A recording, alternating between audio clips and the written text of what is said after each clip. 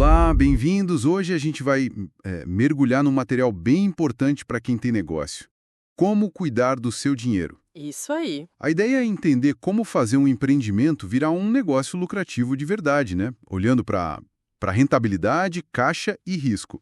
Exatamente. Os pilares. Vamos então desempacotar os conceitos principais aqui do material, desde como é que a gente olha as margens para ver a saúde da coisa, até a importância do fluxo de caixa que eles falam que é vital. Uhum. E como aquelas decisões grandes, investir, pegar dinheiro emprestado, impactam o futuro e o risco todo. O foco é ter uma visão clara, mais prática, né? Isso, sem complicar demais. Bom, o ponto de partida que o material traz é a tal da criação de valor. Quer dizer, toda análise financeira, no fim, é para gerar mais valor para o dono, para o acionista. Certo. E aí isso leva a gente direto para a análise de rentabilidade. Não dá para olhar só o lucro final, né? Precisa ver de vários jeitos. De jeito nenhum. A análise tem que ser assim mais completa. A margem bruta, por exemplo, ela é fundamental. Ah, sim. Ela mostra se a operação central ali, vender o produto ou serviço pagando os custos diretos, se isso já dá lucro, porque se a margem bruta for negativa, fica muito difícil o resto se pagar. Entendi. Complica tudo. E outra métrica importante que o material cita é o retorno sobre o patrimônio líquido, o ROI. ROI, certo. Esse mede o retorno que o capital do próprio dono está gerando na empresa. Saber olhar só uma coisa, tipo só o lucro, pode levar a gente para um caminho errado, uma conclusão apressada. E esse ROI, assim, na prática, ele ajuda mais o dono a decidir o quê? Se vale a pena continuar, se busca sócio ou... Olha, ajuda em várias frentes. Primeiro, para ele mesmo comparar. Poxa, meu dinheiro aqui no negócio está rendendo mais do que se tivesse, sei lá, aplicado no banco. Boa comparação. E, sim, com certeza, é um indicador-chave para quem pensa em atrair investimento. Mostra o quão eficiente a empresa é em gerar lucro com o capital dos sócios. Tá claro.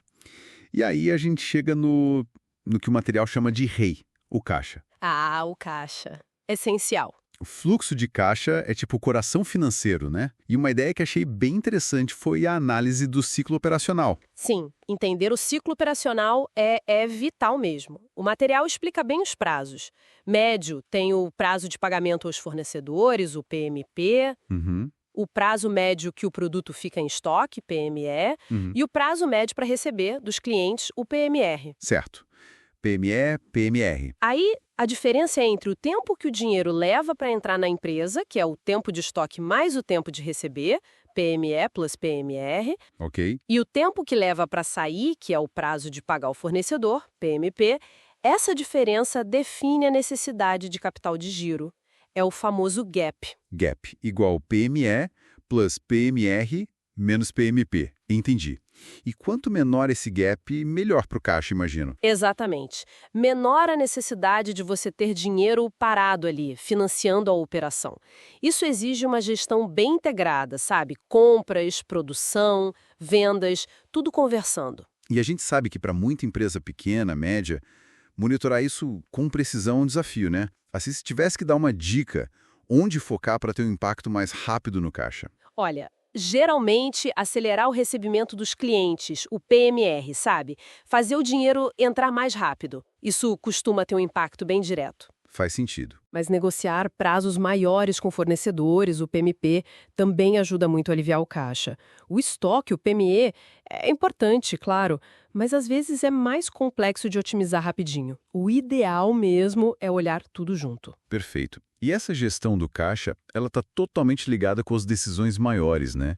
Investir para crescer, buscar financiamento ou distribuir o lucro para os sócios. Exato. E o material faz um alerta bem sério sobre a alavancagem financeira, usar dinheiro de terceiros. É, aí que mora o perigo. E a oportunidade, né? É a famosa faca de dois gumes. Como assim? Usar dívida, capital de terceiros, pode sim acelerar os lucros quando as coisas vão bem, porque o custo financeiro, os juros, são meio que fixos, né? Uhum. Só que, se as vendas caem, essa mesma despesa fixa vira um peso enorme e amplifica o prejuízo. Por isso, o alerta do material. Empresas com receita muito volátil, sabe? Que sobe e desce muito, essas têm que ter um cuidado redobrado com dívida. Ah, então aquela startup que está crescendo super rápido, mas ainda não tem receita estável, ela pode estar numa situação de risco bem maior por causa da dívida do que um negócio mais tradicional. Pode sim, com certeza. O apetite por risco, a estrutura de capital, tudo isso tem que estar alinhado com a previsibilidade da receita. E essa análise toda de rentabilidade, de caixa, é que vai dizer se é melhor reinvestir o lucro na operação. Ou distribuir como dividendo, né? Exato. Empresas naquela fase STAR de crescimento tendem a reinvestir tudo. Já as mais maduras, as cash cows, podem distribuir mais. Interessante essa ligação com o ciclo de vida. E falando em volatilidade, o risco, o material traz umas coisas curiosas. Uma que me chamou a atenção, até vender muito mais do que o esperado pode ser um problema. Isso é contraintuitivo. Parece estranho, né? Mas acontece. Imagina um pico de vendas que você não esperava. Ótimo. Não. Então, pode quebrar a cadeia. Falta produto no estoque, aí você tem que correr para produzir mais, comprar matéria-prima às pressas, talvez pagando mais caro. E pode até precisar de dinheiro rápido, um empréstimo de curto prazo com juro alto para cobrir esse buraco no caixa até o dinheiro das vendas entrar. É quase como ganhar na loteria e não ter onde guardar o prêmio direito. Caramba, faz sentido. Mostra como a previsibilidade e o planejamento são importantes, mesmo para notícia boa. É a lei de Murphy no orçamento.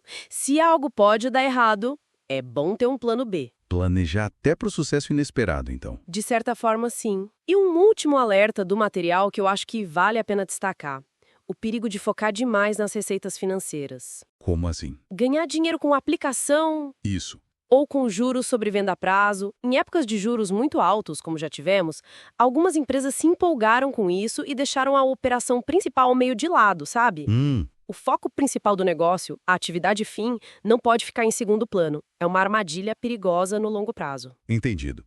Então, para amarrar tudo, a gente vê que analisar a rentabilidade por vários ângulos ajuda a tomar decisões melhores de investimento e financiamento.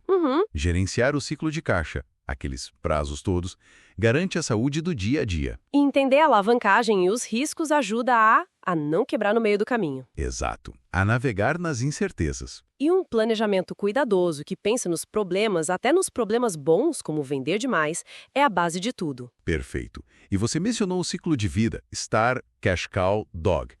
O material usa isso principalmente para falar de dividendos. Sim, mas fica aqui uma reflexão final, talvez para expandir um pouco essa ideia. Como será que a estratégia ideal de alavancagem financeira e até a tolerância ao risco de um negócio deveriam mudar conforme ele passa por essas fases, do crescimento rápido para a maturidade ou até um eventual declínio? Boa pergunta. A estratégia não pode ser a mesma sempre. Pois é, a resposta não é única, né? Varia para cada empresa, cada contexto, mas vale a pena pensar nisso.